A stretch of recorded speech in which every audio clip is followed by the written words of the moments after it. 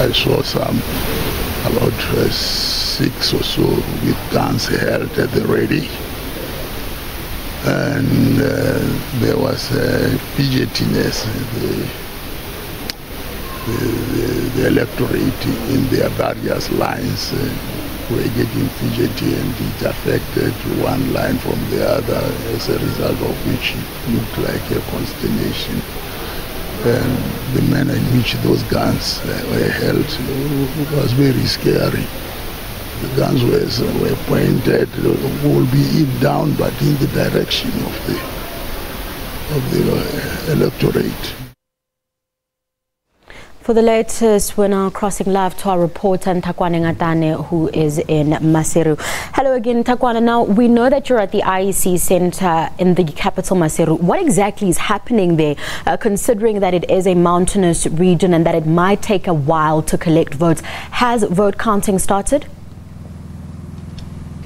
Tabile, good evening again. Yes, we expect that vote counting started when polling stations closed at 5 p.m. But here at the results center, it is awfully quiet.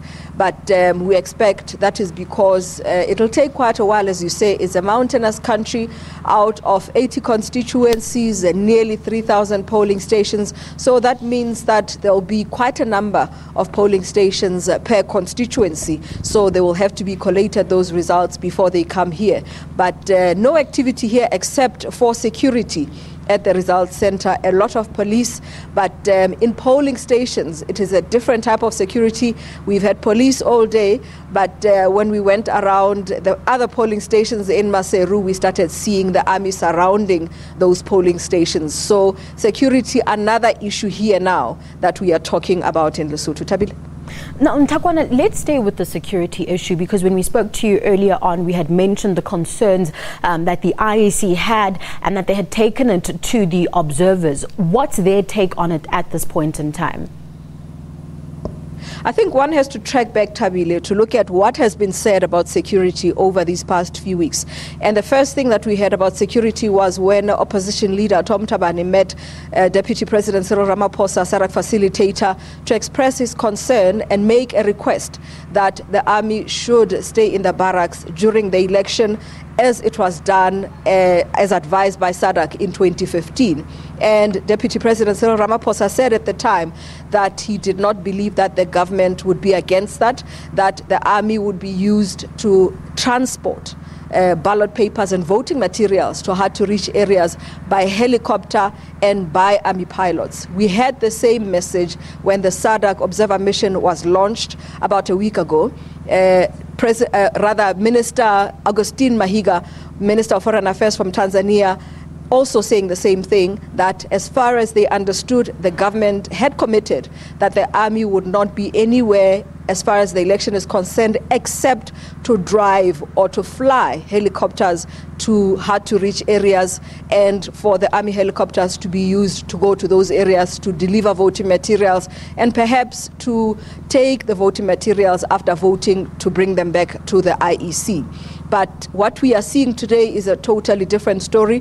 From earlier on today, when we went to Leribe on the main North one of the two main routes in Lesotho, we saw an army truck and an army van. At the time, it didn't look like much to us, except that they were armed, and we thought, well, it's in Lesotho. But when we came back, we then met with the chairperson of the IEC, who was meeting then the heads of observer missions to express his concern after his experience at a voting station. Now, in his words, he did not expect to see the army in voting stations because the only reason they should be there is if the IEC itself has requested such support, and as far as the IEC is concerned, no such support has been requested. So he has expressed his concern, and we expect that the observer missions are now looking at it, and what effect it will have at this point in time, we don't know. We do not have a word yet from the military or the government in terms of why it is that the army was deployed and why it's deployed in the places that it was deployed. It's another side of the story that we have to get yet. Tabile? Now, just finally, Ntakwana, is there an indication of voter turnout at this point in time?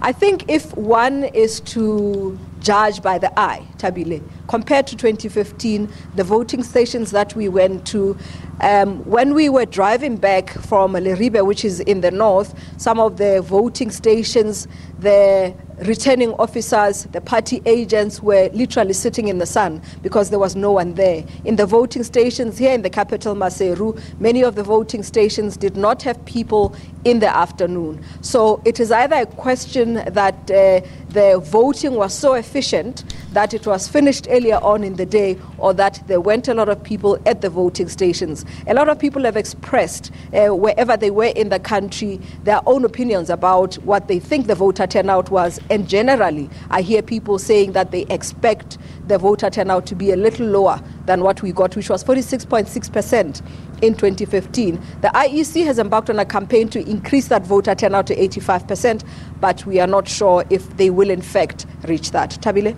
Ntakwana, we'll have to leave it there for now. Thank you very much for that update. That was our reporter Ntakwana Ngatane joining us live from Maseru as those election results, well, they start counting the votes. We'll have more for you in our later bulletins.